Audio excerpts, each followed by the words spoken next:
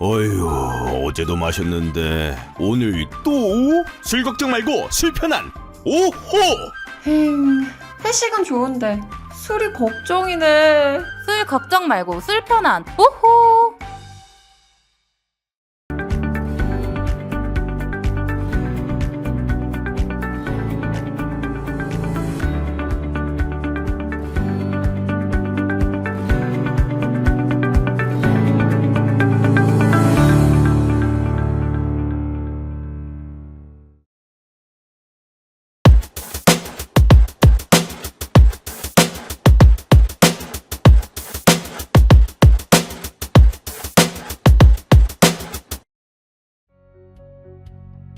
스픽스 구독자 여러분 안녕하세요. 오창익입니다. 마키아벨리입니다.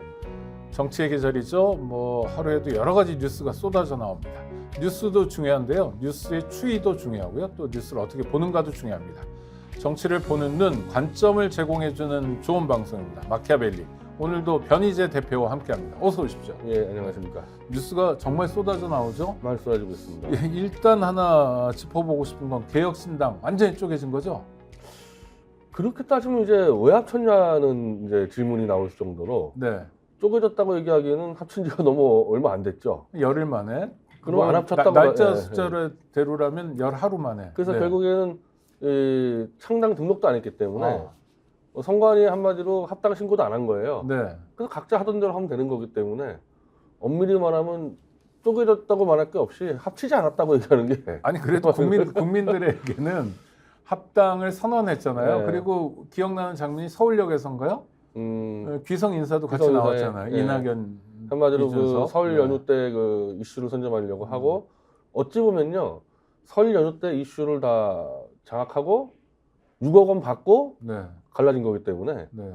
쇼일 수도 있겠다.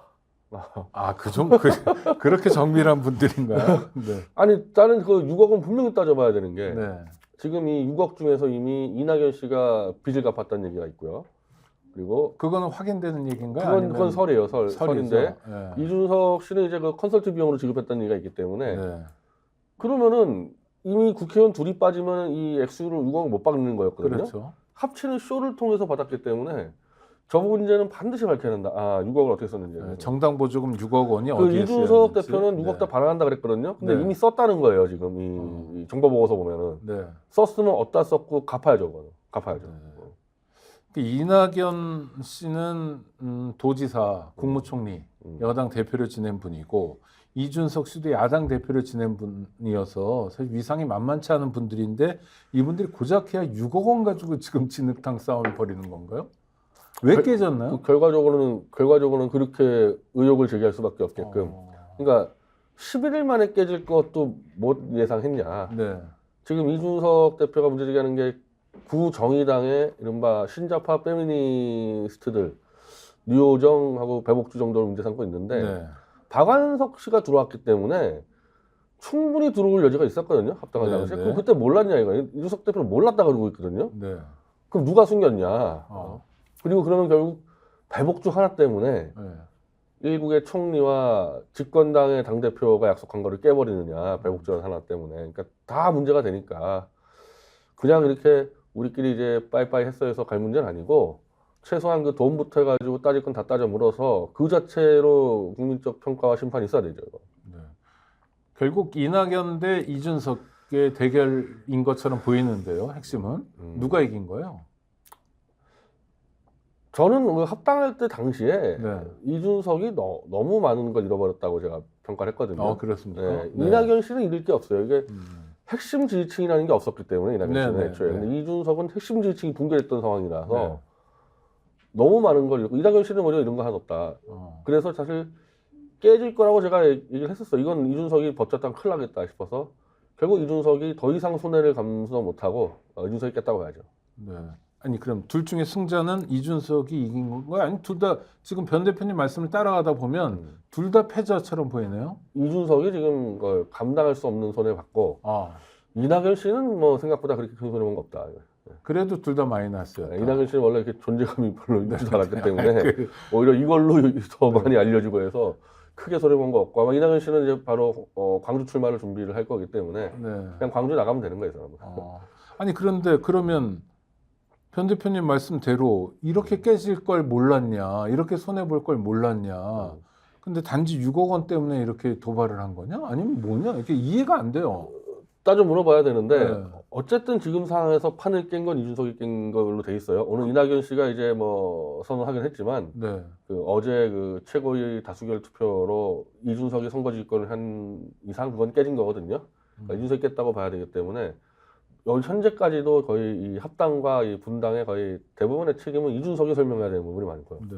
아니 그러니까 표 대결로 이낙연 쪽이 안 된 거 아니에요. 그러니까 이낙연, 김종민 두 분이 나와서 뭐 김종민 씨는 그런 얘기, 김종민 의원은 그런 얘기도 했는데요. 전두환 국보위로 돌아가자는 거냐, 뭐 이런 얘기도 하고 그러니까 표 대결도 안 될 만큼 한쪽이 좀 허무맹랑하지 않았나 이런 생각도 근데 드는데요. 이게 이제 이 개파가 5개 개파가 참여했다는데 네.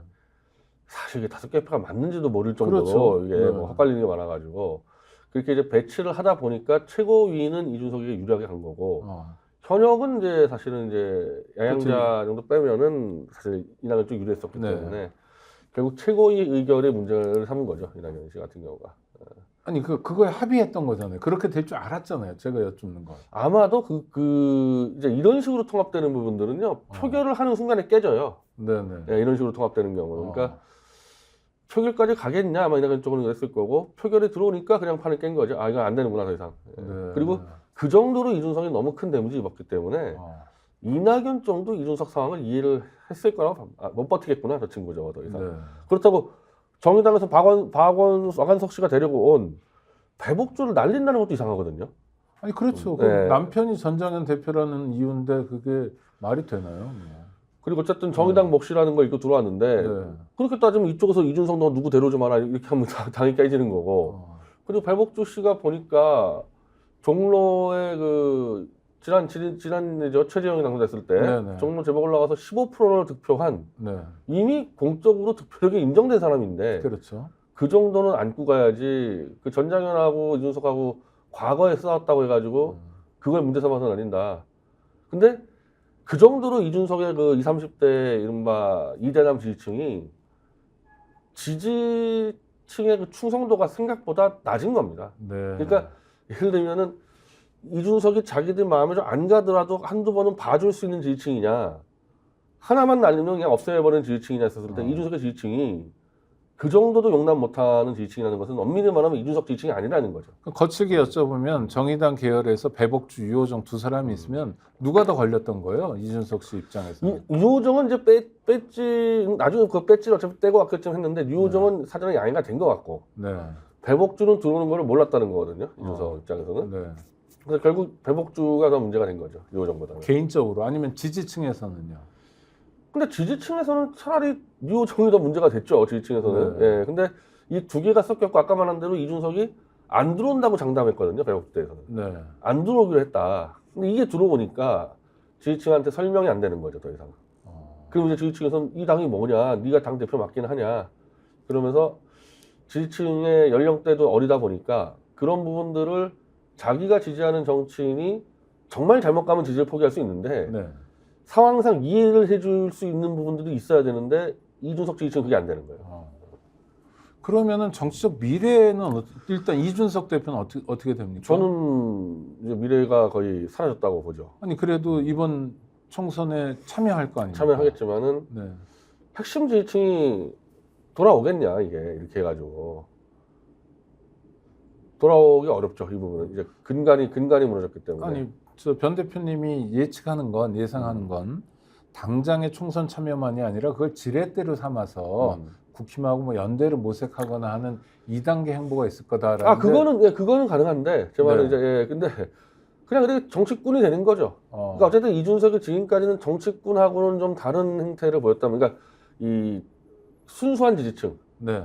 그러니까 뭐 이준석을 지지해서 우리가 해먹겠다 이게 아닌 순수한 지지층을 갖고 있다고 봤었는데 그 지지층이 너무 얄팍했고 그 지지층이 지금 붕괴됐기 때문에 정치공학으로 뭐 윤석열하고 딜쳐가지고 대구에 공천받고 이렇게 할 수 있겠죠. 네네. 그래서 배추 살 수 있겠죠.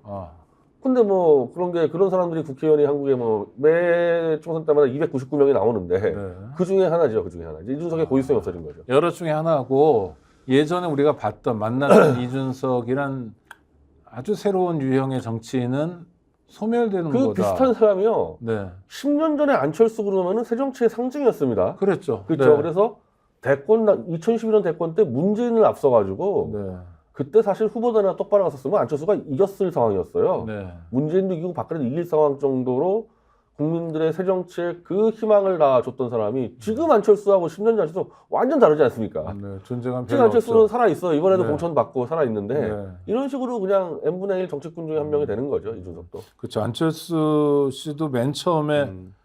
박원순 변호사에게 서울시장을 양보하고 이럴 때는 그때부터 대선 때까지는 자기는 지지율이 50%인데 5%에게 뭐 예. 좌우의 이념을 초월해서 네. 보수도 뭐 진보도 다 좋아하는 사람 많았었고 굉장했었죠. 근데 그때 안철수하고 지금 살아있는 안철수가 비교하면 살아있는 안철수가 맞냐 이거죠. 아, 그 또 오늘 이번에 오늘 정계 은퇴를 선언했던 이인재 씨 같은 경우도요. 네. 90년대 이인재 씨 3당 합당 따라간 다음에 YS 정권 때 노동부 장관 할 때 그때 근사했어요. 그때 네. 이제 존재감 있는 아마 노동부 장관은 거의 처음이었어요. 건국 이래 네. 노동자의 편에서는 최초의 노동부 네, 장관 네. 해가지고 40대 대권론 나고 어마어마하지 않았습니까? 네, 네. 그 뒤로도 이분은 안 죽었습니다. 계속 국회의원 네. 했거든요. 근데 그 당시 90년대 40대 이인재는 아니었잖아요. 그렇죠. 그러니까 지금의 이제 30대 이준석은 이제 더 이상 없는 거죠. 그러면 한국 정치로서는 좀 손해네요.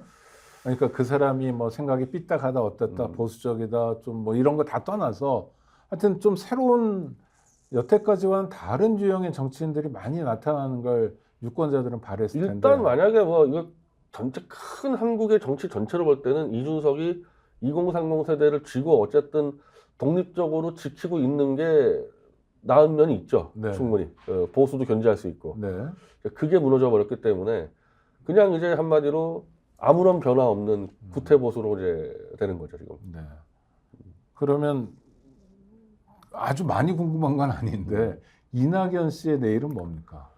거기는 광주 들어갈 겁니다. 예. 지역구 출마해요? 지역구 출마를 사실 원래부터 준비를 했었고 어찌 보면 이낙연 입장에서 이준석과 이렇게 서둘러 손을 잡은 거는 네. 이준석이 광주에서 인기가 좋아요. 네네. 그래서 이준석의 인기도를 갖고 자기 조직은 있습니다. 이낙연 씨도 호남에 그 이준석의 인기랑 업어서 한번 해보려고 그랬는데 어쨌든 이준석은 더 이상 안 된다 하더라도 광주에서 승부를 걸어서 지금 그 지역구가 이재명 대표의 변호사라고 하는 양부남 씨가 나오는 그 지역구라 그러는데 아마 거기서 승부를 걸려고 그러겠죠.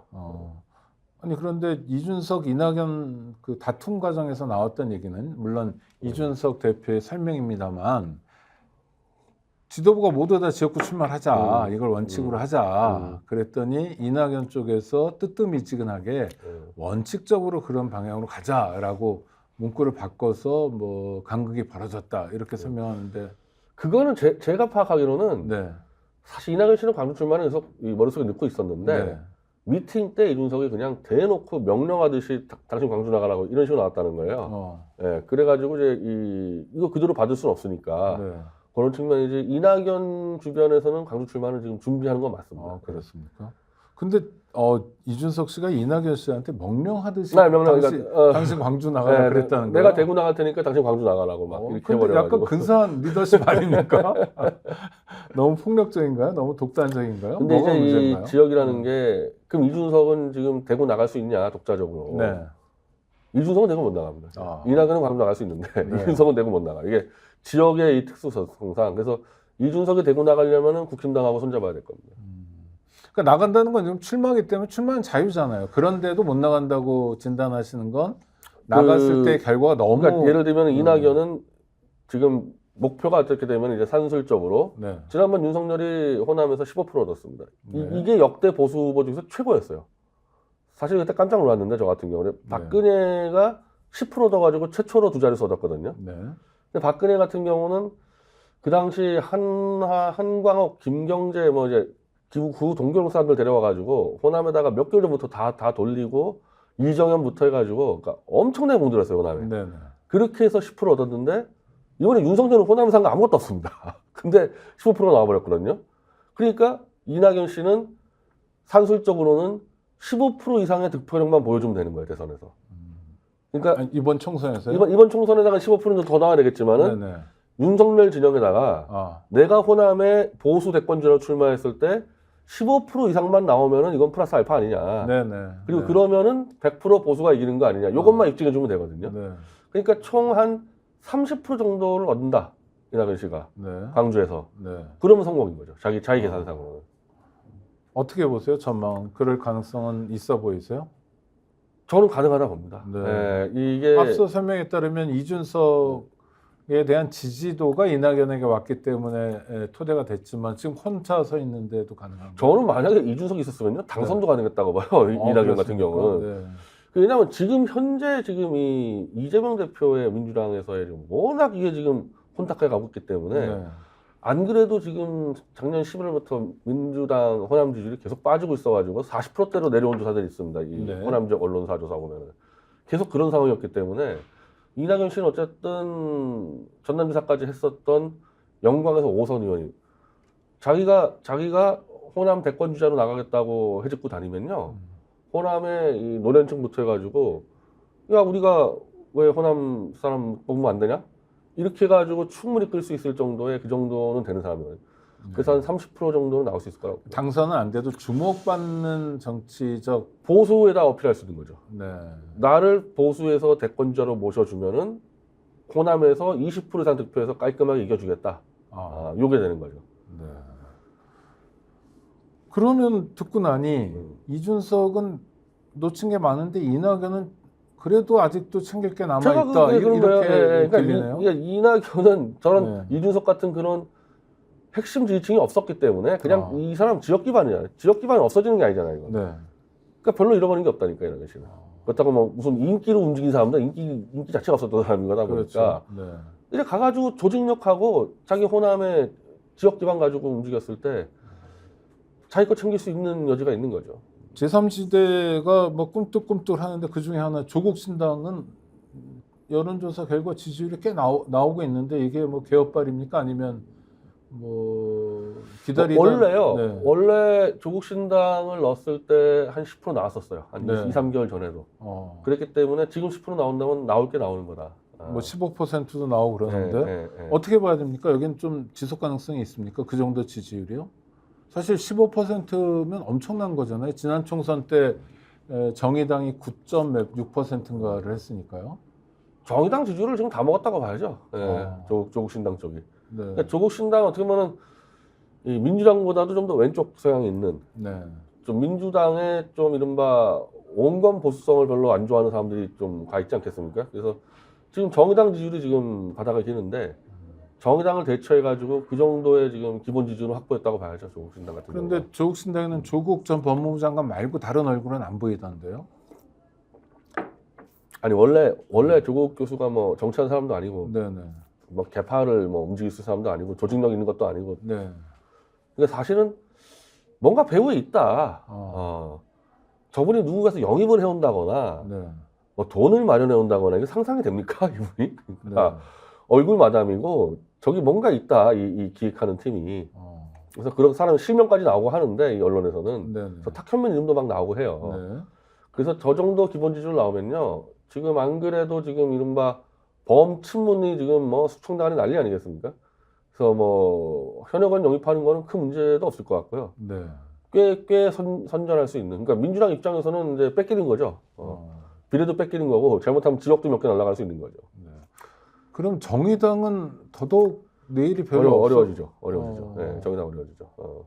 정의당은 지금 그 민주당이 주도하는 비례연합정당에는 참여하지 않겠다고 공언했잖아요. 네. 그게 뭐 대표의 말이 아니라 전국위원회 결의를 통해서 만장일치로 그렇게 했다니까 정의당이 살 수 있는 길은 지역구에서 국회의원들을 당선시키고 비례로 3%가 넘어야 되는데 일단 3%는 가능할까요? 지금 쉽지 않아요. 저기 조국신당도 있고 네. 이 호남은 또 소형교 신당도 있기 때문에 네. 표 나올 때를 어떻게 보면 민주당의 반개 정당이 지금 다 막아버린 상태가 됐죠. 근데 이해가 안 되는 게 어쨌든 조국 신당이나 이 소형교 신당 같은 경우는 호남에서 한 34%가 지금 나온 통계가 있는데 리얼미터에서 네. 윤석열하고 들이받겠다고 선언하는 부분들이 있거든요.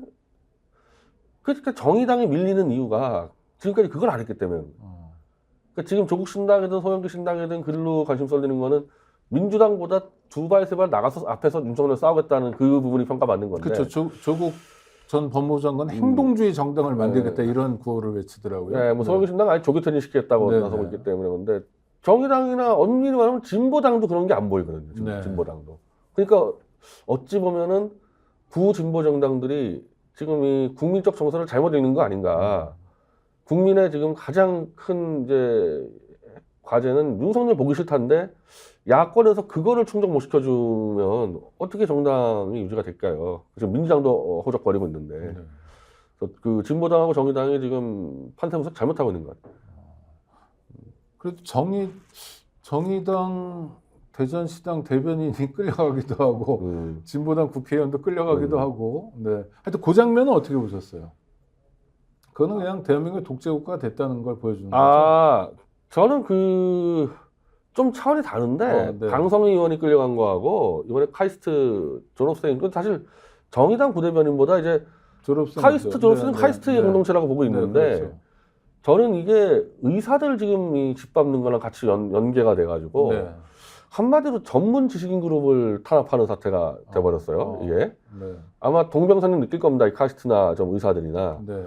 근데 원래 범보수 진영의 정서는 전문 지식인을 보호하고 그렇죠. 어떻게 보면은 기득권을 유지시켜주고 그래서 그리고 되게- 자기 편이고 이해를 같이 하는 그룹이었잖아요. 되게 이제 네. 진보 좌파 쪽에서 뭐 예를 들면은 의사 숫자 늘자 그러면은 보수는 막아주고 했었단 네, 말이에요. 네. 근데 이 보수 정권이 나서가지고 지금 카이스트고 의사를 짓밟다 보니까 굉장히 정서적으로 이상하다. 그래서 꽤 많은 보수 논객이 지금 아주 강하게 비판하고 있어요. 이 부분에 대해서. 네. 이건 지금 대형 사고 치는 거다. 의사를 좀 죽이려 드는 거는. 네, 네. 그 마치 예전에 이제 그 보수의 그 나이 든 사람 같은 경우는 이 공산당이 주로 뭐 지식인들 때려 죽이고 네. 뭐 예를 들면 저기 뭐 캄보디아의 그 폴포트는 안경 쓴 사람 다 죽여버리고 네. 이런 거 갖고 있잖아요. 지금 윤석열이 하는 스타일이 지식인들 때려 죽이고 있는 거거든요. 이거 전문 지식인을. 이건 전혀 보수다운 행동이 아니라는 거죠. 이거 지금. 네. 근데 국민의 70%가 지금 윤석열이 의사 때려 죽이는 거를 찬성하고 있으니까 네. 대통령실은 신난 것 같아요. 네. 지금까지는 여론의 네. 지지를 받으면서 때려주고 지금까지 한 번도 여론을 지지받는 일을 한 적이 없는데 유일하게 여론 지지받고 있으니까 네. 완전히 주기자 해가지고 지금 상상을 초월하는 강경 대응이 나오고 있고 네. 의사들은 정반대로 아니 의사들의 90%가 윤석열을 지지했습니다. 네. 네. 이게 통계 자료가 나오는데 네. 이렇게 윤석열을 지지해줬는데 이게 웬 배신이냐 그래가지고 거의 내전이 벌어진 윤석열과 의사 상황은 여기에 카이스트까지 같이 겹쳐버린 거죠 지금. 그러면 의사들하고 윤석열 정권하고 싸우면 누가 이겨요? 지금은 윤석열 정권이 이제 신난 거죠. 신났죠. 이기고 있는 이기고 거예요? 있는가 보는데 근데 제가 말씀드린 대로 네. 범보수의 뿌리 깊은 정서가 이 지식계급에 대한 이 존중과 보호기 때문에 정면에서 거슬리는 거예요, 이거 완전히. 이게 장기화되고 만약에 의사들 지금 감옥에 갈 가능성이 높아지고 있는데 점점 더 한 20년 감옥에 보내고 뭐 이런 식으로 가기 시작하면요, 이 보수의 이제 이 50대 이상층에서의 지금 예상치 못하는 이상한 폭풍이 불 수가 있을 겁니다. 민심 이반 같은 게 일어날 수 있다. 너무 이거는 생경한 일이거든요. 네. 보수 정권이 지식계급을 때려 죽인다는 거는 너무 생경한 거기 때문에 네. 지금도 유튜버들 그렇게 윤석열 찬양했던 유튜버들이 경고하고 있는데 더 신나라고 때려 죽이지 않습니까? 그리고 의사라는 집단은 보수에서는 여론 주도층이에요. 네. 그러니까 개인 병원이 한 11만 개가 되는데 전국적으로 이 11만 개 개인 병원이 거의 다 이 노년층이 그렇죠. 왔다 갔다 어르신들이 하는 병원에 많이 오시죠. 사랑방 네. 비스무리하게 네. 돼가지고 제가 보수에서 윤석열 이제 집권 반대 운동을 할 때 그러니까 원래 이제 박근혜 탄핵 운동할 때 의사들이 다 저희랑 같은 아군이었는데 네. 박근혜를 조작해서 감옥에 주면 윤석열이가 막자 했었을 때 보수가 확 뒤집어진 게 의사들이 돌아섰거든요. 네. 의사들이 이재명이 됐다가는 공공의료가 뭐니 복잡해진다. 그래서 윤석열은 왕창 지지해가지고 이 여론을 뒤집었듯이 지금 이 개인병원 11만 개 정도가 움직이기 시작하면요. 보수 쪽 여론이 만만치 않을 겁니다. 만만치 않을 거예요. 그것도 하여튼 지켜봐야 되는 것 같고요. 저 국민의힘으로 한번 가보겠습니다. 국민의힘은 언론에서 칭찬을 많이 받는 것 같아요. 뭐 한동훈 잘한다, 지지율도 잘 나오고 있다, 또 공천을 잘 관리한다 이건 어떻게 봐야 돼요? 그거는 아니죠. 네. 그건 사실 아닌데 상대적으로 잡음이 안 나오니까 공천 잘 한다 그러는데 아니 잡음이 안 나오는 가장 좋은 방법은요. 그냥 그대로 가면 돼요. 네. 예, 물갈이도 필요 없고 그냥 그대로 던져놓으면 잡음이 제일 없습니다. 그래서 예전에 김무성이 당대표 할 때 100% 사양식 공천한다는 게 뭐냐 하면 현역의 프리미엄을 그냥 인정해주면 되는 겁니다. 네. 그럼 신진이 들어갈 수도 없는 거고 그렇죠. 이 이른바 중진 구태들이 다 잡고 있는 건데 이 국민의힘의 공천의 가장 위험성은 영남권을 중심으로 검사들을 밀어넣을까 봐 네. 중진 날려버리고 이게 제일 위협적이었는데 이걸 안 했어요. 네. 이걸 안 하고 지역만 재배치해주고 지금 TK의 다선 의원들은 다 봐주고 TK의 초선 같은 힘없는 애들만 날리려고 그러고 있거든요. 그러니까 한마디로 구태 물갈이를 포기하고 구태 권력에 그냥 어찌 보면 윤석열이 그냥 숙인. 왜 그러겠습니까? 특검의 재의결이 무서우니까. 아, 네. 특검 재의결이 무서우니까 그거를 감안해서 그냥 적당히 가자. 그래서 이 적당히 가고 있는 거지 이게 지금 잘 가고 있는 건 전혀 아니죠. 그러니까 윤석열 대통령의 복심이라고 하는 주진우 전 검사 같은 경우에 해운대 공천을 단수 공천을 했는데 이것도 해운대가 빈 지역구니까 보낸 거다. 하태경 그거는 의원이 사전에 이제 하태경을 내보내고 석동현을 내보내고 사전에 이 조정을 했기 때문에 그런 거고. 그렇죠. 그게 안 된 데 같은 경우는 예를 들면 노승관이 들어와 있는 저기 대구 쪽 같은 경우는 경선에 붙이기로 했거든요. 네. 그럼 경선 붙이면 또 모르는 겁니다. 그러면. 그래서 주로 선수가 높은 의원들은 다 봐주고 네. 지금 남아 있는 게 이 대구의 초선들이에요. 네. 초선들 정도만 치겠다라는 거잖아요. 그러니까 물갈이를 포기한 거죠. 그러니까 파급이 별로 없겠네요. 아무런 지금 이게 그러니까 무슨 예를 들면 한 중진급이 한 날라갔다. 아, 김기현도 안 날라갔어요. 그 항명했던 김기현도 안 날라가고 공천을 붙이잖아요. 김기현이 항명했습니까? 김기현 항명은 아니고 아직 그냥 뭐 나가지 말라 그랬는데 자기 적고 나가지 않습니까? 네. 김기현도 안 날렸잖아요. 그렇죠. 그러니까 그 정도로 겁을 먹었다. 아니 그럼 국민의힘은 민주당은 뭐 의정 활동을 평가해서 출석률 같은 거 봐가지고 하위 20%는 뭐 개별 통보하고 그것 때문에 난리도 나고 있잖아요. 이런 절차도 전혀 안 없는 하는 거죠. 없는 거죠. 예. 그럼 본회의 출석도 잘 안 하고 그냥 거의 놀다시피 하신 분들도 다시 배지 달고 여의도에 돌아올 가능성이 거의 높아졌네요. 지금 거의 그 대구 쪽 이 초선 빼고는 거의 다 생활이 가능해졌고 네. 그리고 이제 원래는 이 PK 지역이 민주당이 크게 앞서고 있었는데 작년 말까지만 하더라도 올해 1월 들어서 다 뒤집어져 가지고 네. 지금 그 중진 4명을 차출해서 이 경남권에 험지로 보냈잖아요. 네. 현재까지 여론조사 다 이기고 있어요. 보낸 사람들이. 그러니까 불만이 없는 거죠. 네. 여론조사가 이건 뭐 국힘이 잘해서 그게 아니라 민주당이 떨어지면서 자연스럽게 올라가다 보니까 그리고 부산에서 제일 골치 덩어리였던 김무성이를 마포울로 빼는데 이제 오케이 했다는 거 아닙니까? 네. 작년까지만 해도 마포울 가면 누구 죽으란 얘기를 했는데 마포울 돌려보니까 김무성이 이기는 게 나오는 거예요. 그래서 김무성이 이제 마포를 온다는 거 아니에요. 지금 확정됐습니까? 아니면? 그 내부적으로는 이제 그렇게 정리했다는 거죠. 네. 예. 그러니까 지지율 영향도 있어요. 지지율이 민주당이 떨어지면서 네. 중진들의 재배치가 원활하게 된 거죠. 근데 어쨌든 공천에 대해서 새로운 건 아무것도 보여준 게 없기 때문에 네. 사실 민주당만 정신 차리면 이거 없는 건 아무 일도 아닌데 예전 평년타도 못하고 있는 거예요, 따지면. 네. 그러면 윤석열 대통령은 특검 재개를 막기 위해서 지금 마음에 안 들지만 정무 라인에 굴복했다고 봐야죠. 쉽게 얘기하면 이게 이제 윤석열의 검사 라인하고 저 정무수석 저 한호섭이 있는 저 MB 라인하고 붙었는데 네. 그러니까 독일 방문도 못 하게 되고 이게 전부 다 정무 라인이 이겼다고 봐야죠. 근데 그때 좀 어떻게 된 거냐? 총선 이후에 윤석열은 보장이 안 된다. 네. 한마디로 내부에서도 보장이 안 된다는 거예요. 그건 어떤 의미인가요? 자기들 측근에 40~50명을 꽂아서 이 친위대로 쓰려고 했는데 네. 그게 원활하게 안 됐고 목을 치려고 했던 중진들이 다 살아남았기 때문에 이 중진들이 총선 이후에 윤석열에게 충성을 할 이유도 없고 그렇죠. 자기들 정책 계산할 텐데 잘못 걸리면은 이제 총선 이후에 내부에서 문제가 생길 수 있죠. 삐끗하면 박살날 수 있는. 박근혜 같은 경우도 122석을 했거든요. 네. 그때 진박 논쟁 벌이면서. 네. 근데도 날라갔는데 박근혜도. 네. 지금은 그때보다도 더 물갈이 못했죠. 지금까지 나온 거 보면. 측근 친위를 전면 못 배치하는 집어넣었죠. 건 실패했다. 왜냐하면 특검이 있기 때문에 의식할 지금 수밖에 없었고. 못 집어넣었죠. 네. 알겠습니다. 민주당으로 와보죠. 민주당은 뭐 시끌벅적해요. 일단 김영주 의원 뭐 모욕적이라고 그러고 하위 20%에 들었다고 반발하는데 여기는 어떻게 평가하세요? 근데 사실은 이제 이게 이 하위 뭐 20% 이런 부분들이 네. 객관성 담보될 수 있느냐? 그러니까 국힘당은 아예 안 해버렸는데 그래서 네. 그런 것 때문에 과연 어쨌든 국민이 선출한 국회의원을 당권파가 하지 않았겠습니까? 뭐 당직자들이 하죠. 네, 그럼 네. 이게 어느 누가 받아들이겠냐 이거예요. 이게 어느 누가. 그러니까 차라리 진짜 뭐 출석 일수나 뭐 그런 걸로 객관화 시키면 되는데 근데 그렇게 되면은 중진일수록 출석일이 낮을 수밖에 없어요. 그렇죠. 예. 네. 딴 일이 많으니까. 이게 당연히 내놓으라 그럴 거 아닙니까 성적표를. 근데 내놓을 수가 없잖아요. 네. 이게 분란의 소지가 되고 있죠 이 부분이. 네.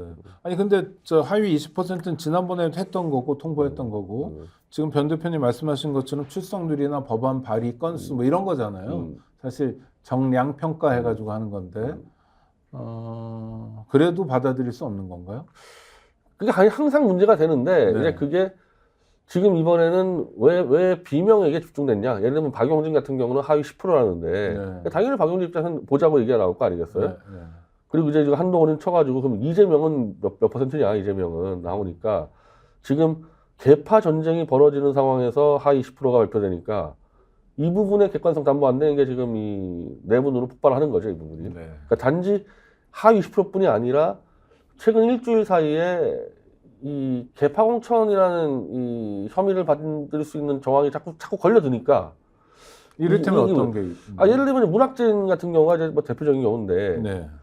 자기가 여론조사 해보니까 자기가 1등인데 왜 이재명 대표가 자기한테 전화해서 당신 꼴찌니까 물러나라 이런 말을 하고 자기가 불러줬다는 거 아니에요. 내가 1등한 여론조사 있다고 했더니 1등을 해도 당신은 안 된다.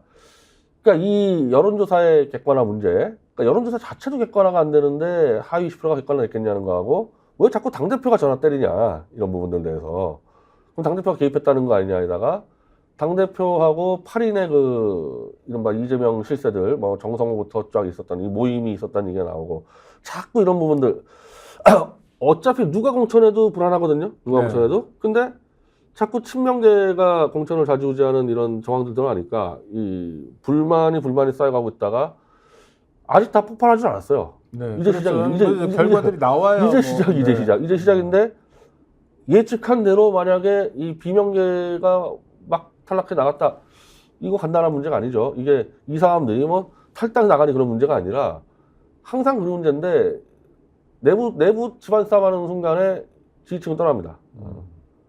우리가 식당에 가도 떠나듯이 네네. 내부 정리가 안 되면 지지층 떠나. 그럼 나중에 총선 때 또 오긴 오는데 한계가 있죠. 그래서 지지율이 지금 현재 갤럽 기준으로 6% 차이가 났는데 이번 주 더 벌어지지 않겠나 갤럽 기준 봤을 때. 네. 그럼 민주당으로서 반전하려면 어떻게 해야 됩니까? 지금 일단 친명도 문제인데 여기가 또 하나는 이 돈봉투 수사 네. 이것도 전화해가지고 지금 불출마를 종용했다 그러느냐고 노웅래 의원은 다른 돈봉투인데 네. 이 집에 같이- 있는 동봉. 같이 네. 묶여가지고 근데 집에 있는 다른 돈봉투기 한데 검찰에서 혐의를 덮어 씌운 방식은 비슷해요. 네. 그러니까 여기도 억울하다는 건데 노웅래 의원이 지금 컷오프 소리 나돌고 네. 돈봉투 써받은 의원들한테 불출마 종용했다 하니까 이 부분에 좀 폭탄이 좀 또 남아 있습니다. 지금까지 터진 거는 대부분 친명이었는데 돈봉투 문제는 더 커요. 이거는 검찰의 조작 수사냐 사법 리스크냐 문제인데 만약에 이재명 대표가 이 부분을 정리해버리면은 당연히 그럼 이재명 당신 뭐냐? 당신은 지금 뇌물로 재판받고 있는데 뭐 이게 싸움이 나기 때문에 또 하나의 폭탄이 지금 남아 있는 거죠. 그러니까 폭탄이 여러 남아 있는데 이렇게 민주당 입장에서는 윤석열 심판이라는 이번 총선의 대의로 봤을 때 민주당이 중요하잖아요. 그러니까 뭐 새로운 정치 세력이 나오더라도 민주당을 대체하기는 어렵잖아요. 당장에 뭐 총선을 두세 번 더 치르면 몰라도 이럴 때 민주당은 어떻게 하는 게 좋습니까? 지금 상황에서. 근데 오늘 그 정치 컨설턴트 그 박성민 씨가 네. 이제 민주당 지지층이 흩어진다. 물론 그 사람은 좀 국힘당도 네, 가까운 네, 사람이라서 그렇죠. 그렇긴 한데 네. 제가 봐도 이거 선을 넘어갔어요. 이걸 수습할 수 있는 선을 한참 넘어갔어요. 그러니까 원래 제일 제가 가장 강조했던 거는 검찰 리스크는 무조건 다 제껴라. 이거는 윤석열 한동훈 검찰의 조작이니까 이재명까지 포함해가지고 검찰 리스크는 무조건 다 같이 그냥 없애주는 걸로 이렇게 갔어야 되는데 검찰 수사를 갖고 기준을 삼아버렸기 때문에 이거 이제 폭탄에다 불 지른 거고 친문계를 날리려고 그랬으면은 그건 문재인하고 단판 쳤어야 되는 부분인데 과연 그 문재인 정권이 뭘 잘못해가지고 윤석열 정권으로 넘어가게 됐었냐. 특히 윤석열은 문재인 정권의 검찰총장이었기 때문에 문재인 정권의 실정보다 더 큰 문제가 근거거든요. 도대체 어떻게 윤석열이 문재인 정권에서 중앙지검장을 하고 검찰총장하고 절로 넘어갔냐. 그럼 그때까지 뭐 했냐 당신들은. 이거부터 정리가 된 상태에서의 이 인적 소신됐어야 되는데 지금까지 이재명 대표는 문재인하고는 그런 얘기 한 번도 한 적이 없어요. 굉장히 사이좋은 케미를 만나가지고 심지어 이제 뭐 명문정당인가까지 말 나오고 나서 이 친문을 친다 그러니까 이게 앞뒤가 안 맞으니까 논리도 안 맞는 거고. 그럼 도대체 이재명 쪽은 문재인과 무슨 차별화 됐길래 지금 운동권을 친다 그러는데 그럼 이재명 쪽은 운동권 아니냐 당신들은. 특히 보수가 볼 때는 거의 구분 못 하거든요. 친명이든 친문이든. 네네, 그렇죠. 그러니까 이게 뭐 때문에 하는지 명분이 안 나오니까 이건 밥그릇 싸움으로밖에 안 보이지 않습니까? 근데 대표님 말씀하신 돈봉투 의원들을 배제한다든지 친문을 배제한다든지 하는 건 여태까지 설 아닌가요? 그러니까 실제로 뭐 그럴 것 같다 또는 그런다는 소리가 들린다였지. 실제로 실행은 아니잖아요. 그러니까 제가 정황이라 그런 거고 네. 실행이 되는 순간에 폭탄 터지는 거죠. 예, 실행이 되는 순간에. 그걸 실행하지 하면 안 되죠. 예. 않으면 민주당이 지금보다 훨씬 더 앞으로 나갈 수 있는 거죠. 아니 저 내일 가도 네. 이재명 대표가 이거 다 오해고 네. 검찰 조작 수사에 맞서 사람들 다 보호해 주겠다고 선언하고 근데 문제는 정리를 해야 되는 거예요. 그러니까 정권이 윤석열 넘어가는 과정에서 문재인 정권의 실책이 뭐가 있었는지 그리고 그에 대한 책임에 대해서 아니 저는 뭐 제가 찾아봐도 윤석열이 검찰총장 시절에 정치를 하겠다는 의사 표현을 분명히 했거든요. 네. 근데 그때 날렸어요. 그때 날리면 네, 되는데 네. 그때 노영민 실장이 나와서 윤석열은 절대 정치 안 할 거라는 얘기를 해버려. 그 힘 가지고 갔거든요. 네. 그럼 노영민 같은 사람 분명히 책임 있는 거예요. 그러니까 그런 구체적인 거 갖고 상징적인 사람들을 치려면은 그걸 먼저 정리를 해야 되는 거죠. 문재인 정권에서 뭘 실책을 했고 그럼 윤석열을 왜 저렇게 보호했는지. 저는 그거는 해야 된다고 봅니다. 지금이라도. 그러면은 친문과 친명의 전면전으로 가는 거 아닌가요? 오히려 아니, 더 그러니까 전면전으로 가더라도 지금처럼 무슨 이유인지 모르고 친문을 치는 거와 네. 윤석열을 검찰총장으로 기용한 그런 결정적인 실책 그리고 그 사람이 검찰총장을 하면서 권력을 남용하고 보수로 넘어갈 때까지 한 명도 얘기한 적이 없어요. 문재인 사람들 같은 경우들이. 근데 임종석 전 대통령 비서실장의 경우에 보면 그 윤석열을 중용하기 시작할 때 비서실장이었잖아요. 그러니까 지금 변 대표님 말씀하신 그 라인에서 상당한 권한을 행사했을 것 같은 사람인데 이 문제 가지고 공천 주냐 마냐 그것도 결정난 것도 아닌데 굉장히 시끄러웠어요. 그러면 민주당은 더 어려운 지경에 빠지지 않을까요? 그러니까 제가 말씀드린 임종석에게 구체적으로 뭐가 문제인지를 얘기 안 하고 자꾸 치다 보니까 이런 건데 네. 윤석열 관리 책임해가지고 저는 노영민, 임종석 저는 칠 수 있다. 근데 사실 이제 조국까지 들어가게 되는데 뭐 네. 임종석 말로는 조국이 했다 막 주장하고 근데 네. 조국은 밖에 있으니까 어차피 그래서 그런 문제로 친문 핵심들은 칠 수 있다. 근데 그 이유가 명확해야 된다는 거예요. 민주당은 국민의힘에 비해서 상당히 곤란하고 또 복잡한 상황이에요. 근데 이게 지금 총선 때 먼저 했어야 돼요, 이거. 네. 이 총선 때 해야 될 게 아니고 이재명 대표가 대권 실패하고 당권을 잡지 않았습니까? 그때 했어야 돼요, 그때 잡자마자. 네. 그러니까 지금 거의 대부분 모든 문제가 저는 이재명 대표도 윤석열처럼 국회에 체포동의안 문제 때문에 모든 숙제를 미뤘다고 해요. 이게 체포동의안을 부결시켜야 되니까 네. 그때 정리할 것들을 안 하다가 갑자기 벼락치기로 하는 거예요, 지금. 벼락치기로 하는 거예요? 아니면 안 하는 거예요? 아니, 벼락치기로 하는데 벼락치기가 사람을 치는 게 문제가 아니라 명분하고 이유가 먼저 나와야 되는데 그건 안 나오고 사람만 치려고 그러니까. 네.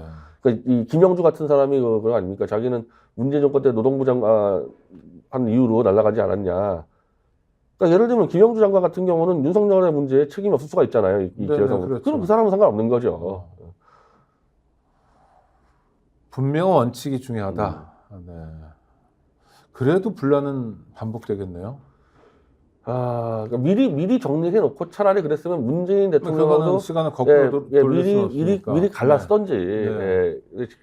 최근까지도 만나가지고 하다가 그러니까 방법론이 도저히 이건 잘못된 거죠. 이거. 아니 그러니까 여태까지는 그렇다 치더라도 저는 이제부터 잘하려면 이제부터라도 잘하려면 별 방법이 없나요? 그런 건 아니잖아요. 자신 없으면 이제 뭐 친문 친명 뭐 치지 말고 네. 그냥 경선 다 붙여주든지 그냥. 예. 네. 원래 김무성 하자는 대로 도저히 칠 자신 없으면 그렇게 하고 그 대신에 제일 중요한 거는 검찰에 당한 사람들은 무조건 끊어야 된다. 그걸 치면 진짜 더 큰 폭탄 터진다는 거예요. 네. 그 원칙 하나라도 굉장히 중요한 원칙으로 고수해야 된다. 네, 그거 하나 네. 놓치면 큰일 나는 거죠. 네. 아니 근데 그런 정치 공학적인 접근도 있지만 사실은 뭐랄까 뭐 정강 정책도 있고 또 뭐 그보다 더 커 보이는 건 도드라져 보이는 건 윤석열 정권 심판이라는 대의도 있고 그런데 이런 게 지금 전혀 부각이 안 되고 있죠. 전혀 내부 싸움하느라 그걸 부각시키면 어떻습니까? 그러니까 다시 그러니까 윤석열 이 원래 연동형 이 병립형 논쟁할 때부터 네네. 왜 연동형을 주장했냐 이 사람들이 폭을 넓혀가지고 같이 윤석열을 싸우자. 퇴진시킬 수 네. 있는 하객진을 펼치자였다고 네네. 하거든요. 근데 하객진 펼치도 못해요 지금 완전히 다 쪼그라들어가지고. 네. 그러니까 윤석열 퇴진을 아주 메인 앞에서 내세웠으면요. 친문 문제도 좀 정리가 될 수 있었을 겁니다. 왜냐하면 주로 지금 치겠다는 이 친문 사람들이 주로 안 싸운 사람들, 이 문재인하고 윤석열하고 안 싸운 사람들이거든, 되게. 네. 네. 그러니까 그런 식으로 자연스럽게 정리할 수 있었거든요. 그걸 대놓고 밀어붙였으면은. 네. 근데 이재명 지도부도 그걸 안 했단 말이에요, 그걸 사실은. 네. 뒤에서 이제 제야 촛불에 대해서 옹호는 했지만 실제 자기들이 나가 싸우지 않았단 말이에요. 그래서 그 문제도 좀 쉽지 않게 됐죠. 윤석열을 끝장을 내겠다. 지금 예를 들면은 조국이나 소영일 대표 그러고 있거든요. 네. 이제 그 정도로 사실 야당 대표가 갔어야 되는데 그걸 안 해오다가 또 갑자기 할 수가 없는 지금 거예요. 변 대표님 말씀 이런저런 잘못들 때문에 지금 국힘과 민주당이 갤럽 여론조사 기준으로 하면 6%포인트 차이가 난다. 네, 이게 여러 가지 요인 중에서 이제 실책들이 워낙 많았었죠. 네. 그럼 지금 그래도 50일 남았으면 반전할 기회는 충분히 있는 거 아닙니까? 시간적으로는. 시간적으로 충분하죠. 우리는 뭐 일주일 사이에도 별일이 다 벌어지니까. 충분하죠, 시간적으로. 지금부터라도 네. 딱 세 가지만 해라. 아까 제가 말씀드려도 네. 그 검찰 수사받은 사람들 다 네, 그거는 100% 원칙으로 포용, 해라. 100% 포용하고 그 비례정당에 조국신당, 소영길 신당 포함시키고 네. 그리고 뭐 문재인 쪽 사람들 자체는 뭐 공천에서 날리는 게 지금 여의치 않다 그러면요. 일단은 문재인 대통령이 윤석열에 대한 부분들에서는 분명히 잘못했다는 것은 선언하고 선을 네. 긋고 문재인 대통령 대해서는 문재인 정권에 막 사람이라기보다 문재인 네. 정권에 선을 긋고 그 차별화 속에서 한번 판을 짤 수 있겠죠. 네. 그렇게 보면 미래가 열릴 수도 있다. 아직 늦지는 않았습니다. 네.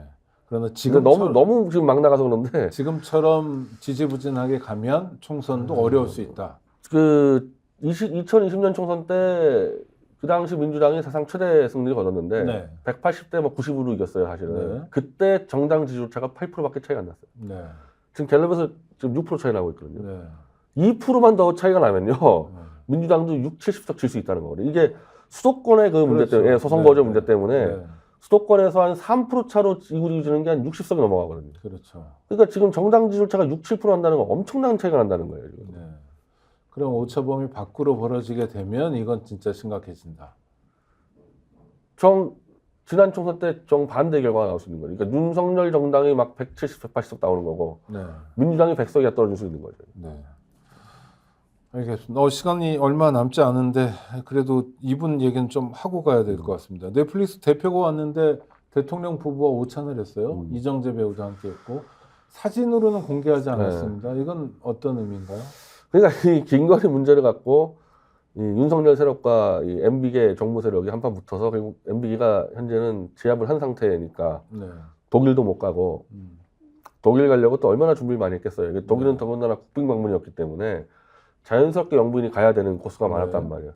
그냥 얼마나 난리 쳤겠습니까 집에서. 그래서 위로 좀 해주려고 그렇습니까? 네, 이제 불렀는데 또 정무라인이 막았겠죠 사진. 네. 사진을 안 찍었으면 참석했다 말도 하지 말던지. 그러니까. 사진을 안 내보내는 참석했다 얘기했다는 거는 계속 김건희는 나오고 싶어 하는데 네. 정무라인이 못 나오게 막고 있는 거거든요. 근데 간을 보는 건 아니고요. 간은 볼 것도 없죠. 네. 그 예를 들면은 정무수석 쪽에서 볼 때 김건희는 무조건 총선 전까지는 못 나오게 막을 거 아닙니까? 네. 간이 아니고 막는 자와 뚫는 자와의 싸움인데 네. 저는 결국엔 나올 거라고 봐요 총선 전에. 네. 왜냐하면 김건희가 없는 상태에서 여당이 이기면요, 그럼 김건희가 아웃이에요. 다음부터 그냥 아웃이 되니까 네. 무슨 수를 써서라도 4월 전에 나타날 겁니다. 그럼 예를 들면 순직 경찰관 유족들에게 대통령 부인 김건희 씨가 예. 편지와 선물을 보냈다. 예. 이건 어떻게 계속 나오려고 지금 나오려는 것 중에 발버둥 치는 거죠. 예. 순직 경찰관 이쪽은 좀 약한 고리로 이렇게 생각해서 그런 건가요? 계속 돌파하고 있고 어. 정문은 막고 있고. 네. 근데 그거 뭐 사람이 나대는다는 거 어떻게 막습니까? 네. 그래서 3월 중에는 나타날 겁니다. 또 하나 지금 그렇게 대통령 부인이 선물을 보내고 편지를 보내는 건 국가 예산과 공무원 인력이 투입되는 일이잖아요. 이건 온당한 일인가요? 지금까지 사실은 그 김건희가 쓴 돈이 출처가 다 뭐냐. 네. 그러니까 예전 같은 경우는 제2부속실이 관리했었는데 지금 김건희를 보좌하는 그 행정관이나 비서관의 존재 근거가 뭐냐. 여기부터 지금 다 문제가 돼요, 지금. 네. 다른 데서 들어오고 있거든요, 이게. 이 부속실이 아닌. 네. 어디서 관리한지도 몰라요, 지금. 그러니까 그 사람들이 다 자원봉사하는 건가요? 아니죠. 아니죠. 다 그러니까 이게 지금 김건희가 쓰는 돈이 문제가 아니라 네. 김건희를 보좌하는 인력 자체가 문제가 되고 있어요, 지금. 아니 그러니까 김건희 씨가 쓰는 돈은 국고일 거 아니에요. 국고죠. 그 순직 경찰관 유족들에게 뭔가 네. 선물을 보냈다면 그렇죠? 이건 어떻게 살펴봐야 되는 거 아닌가요? 아니, 그러니까 제가 말씀드린 거는 네. 지금까지 영부인이 뭐 선물 보내가지고 많았는데 그게 대부분이 아니라 100% 제2부속실에서 관리를 했기 때문에 시스템 속에 네, 있었다. 있었는데 지금은 네. 제2부속실 없는 상태에서 돈을 쓰고 있으니까 예. 그 돈의 출처가 뭐냐부터 따져야 되고 그 돈은 어쨌든 비서관들이 관리를 하고 있을 텐데 그건 뭐냐 이 비서관들은 도대체 무슨 거를 지금 김건희 보좌하고 있냐. 이게 어찌 보면은 법이 없는 상태, 불법 상태. 네. 김건희가 활동하는 것 자체가. 근데 대통령실에 제2부속실 만드는 쟁점이 지금 계속 2년째 계속되고 있는데 대통령 부인 입장에서 이게 부담스러운 주제인가요? 그냥 해버리면 되는 거 아닌가요? 기록이 남죠. 돈과 기록이 남죠. 제2부속실이 네. 예, 생기면은 그리고 그 바깥에 활동하면 안 되거든요. 네. 그 테두리 안 써야 되기 때문에. 법률이 규정하는 바 안에서만 움직여야 된다. 예, 그러니까 부속실이 있으면은 관리가 되죠. 네. 관리가 되면은 동선이 드러나고 어. 자금이 드러나고 그 바깥에 했을 때 같은 경우 불법성이 명확해야 되고 네. 그래서 안 만드는 거 아닙니까? 그래서 천공이 제2부속실 만들지 말라고 한 2년 전에 얘기했는데 김건희는 활동폭이 무한되기 때문에 네. 제2부속실로 가두면 안 된다 이런 얘기를 했었거든요. 근데 지금 입장에서는 이제 만들든 말든 뭐지 그거 지금 뭐 국민적 입장에서는 다 포기를 한 상태이기 때문에. 야, 그런데 제2부속실을 하겠다라는 얘기들은 대통령실 그러니까 주변에서 계속 나오는데요. 할 테면 하라 그래야죠. 이제 그게 맞고 뚫고 요 싸움이 계속 되는 네, 건가요? 야당이나 윤석열에서 포기한 국민들 입장에서 만들어 주세요는 필요 없고 알아서 만들어라 그래야죠. 뭐. 네. 어차피 퇴진시키고 다 특검 수사 들어가야 될 판에 네. 뭘 이제 와서 부속실입니까? 알겠습니다. 하여튼 요동치고 있는데요. 민주당은 분발해야 되고 국민의힘은 지금 잘 나가고 있는 겁니까? 아니죠. 그럼요. 아니죠. 그 한마디로 평균 이하로 지금 사고만 안 치고 있는 거기 때문에 사고만 안 치고 있는 거고. 민주당만 보면은 선거가 쉬워 보이는데 네. 여전히 남아있는 거는 윤석열 심판 여론이 60-70%가 있기 때문에 네. 그 여론이 요동을 쳤을 때 네. 언제 어떻게 터져나올지 모르니까 네. 그러면은 윤석열 심판 여론을 줄였어야 될 거 아닙니까? 근데 네. 그건 아무것도 한 게 없어요. 그거는.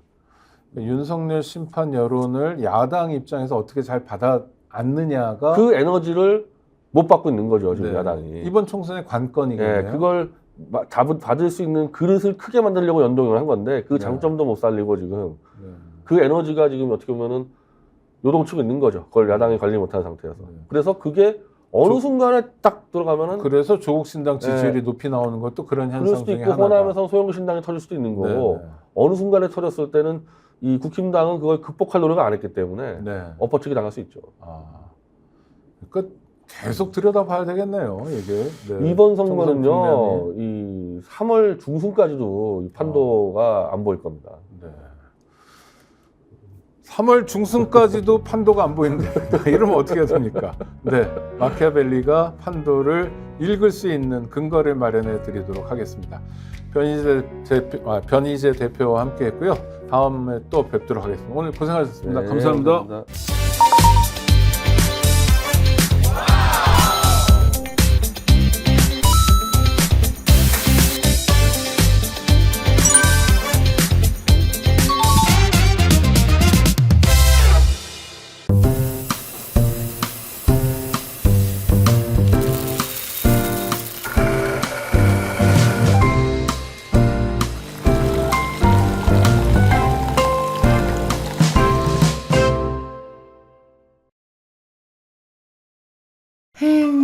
회식은 좋은데 술이 걱정이네. 술 걱정 말고 술 편한. 어허. 제가 술이 약해서. 술 걱정 말고 술 편한 오호.